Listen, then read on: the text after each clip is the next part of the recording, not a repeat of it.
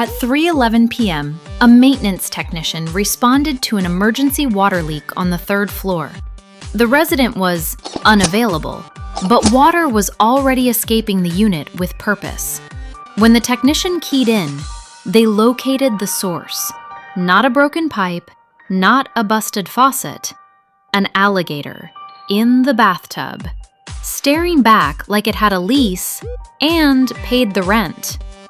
This is case number 0009, the alligator in the bathtub.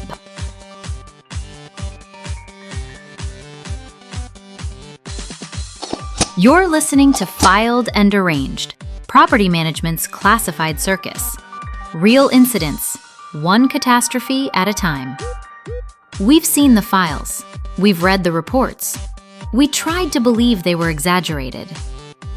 We were so wrong. Today's file, the alligator in the bathtub. Spoiler, it blinks twice.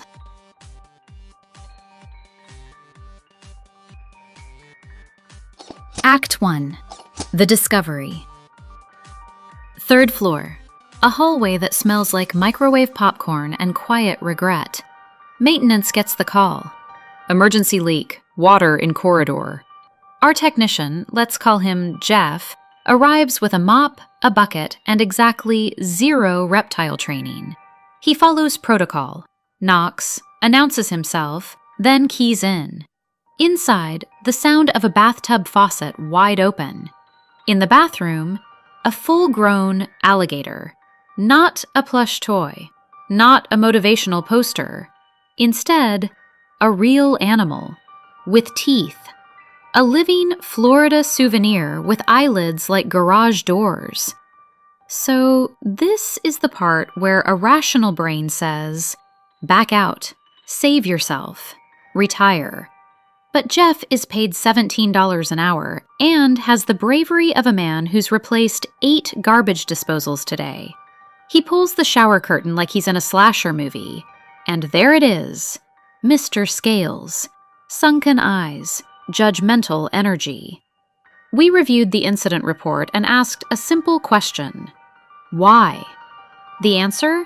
Because the resident rescued it, and because the internet said reptiles like warm water. Act 2. The Resident. Jeff calls the resident. Hi, this is maintenance. We're in your apartment because the hallway is flooding. Also, you have an alligator in your tub. Please call the office immediately. 15 minutes later, a door slams somewhere in the building, then hurried footsteps. The resident appears, breathless. We'll call them Taylor. Taylor speaks. He's immediately defensive. Okay, first of all, he's an emotional support animal. Note, that sentence is a bingo square on the Property Management Apocalypse card. Taylor continues. He's not even that big. He's shy. He only bites when scared. Ah, yes, the shy alligator, the famously bashful swamp dragon.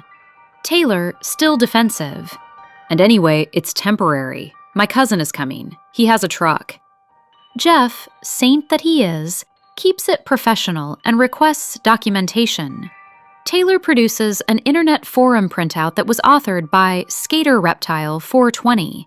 Let's be clear, we are not mocking exotic pet owners. We are mocking the decision to store an apex predator in a third-floor bathtub like a houseplant. Act 3. Policy versus reality. Okay, let's talk lease violations.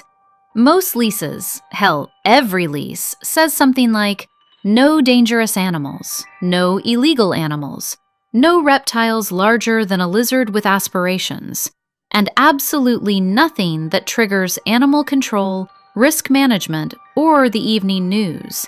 None say, alligators allowed if emotionally complex. Management calls animal control. Taylor protests, but he's calm. The alligator demonstrates calm by swiveling its head like a security camera that hates you. Animal control arrives with the energy of people who've done this before and wish they hadn't. They speak softly. They carry a loop on a stick and begin what can only be described as customer service for dinosaurs. A clean loop, a careful lift, and the prehistoric roommate was slowly escorted out. Act 4. The Aftermath. Here's what everybody forgets in these stories: the cleanup and the paperwork. There's the tub, there's the door frame, there's the neighbor in 3B who absolutely saw that reptile at 1 p.m. and said nothing because apparently he ain't no snitch. Management issues a sternly worded email that begins with, "Per your lease," aka the Declaration of Independence for property managers. Per your lease, unauthorized animals are prohibited. This includes alligators, crocodiles, and any creatures at the top of the food chain. Yes, legally, we have to list crocodiles too. Someone will try it. Taylor asks if they can visit the alligator. Animal control says no. The tub gets resurfaced, the hallway dries, and Jeff receives a $25 gift card and a handshake from his regional manager that says, "This doesn't qualify for a pizza party." Lesson of the lease.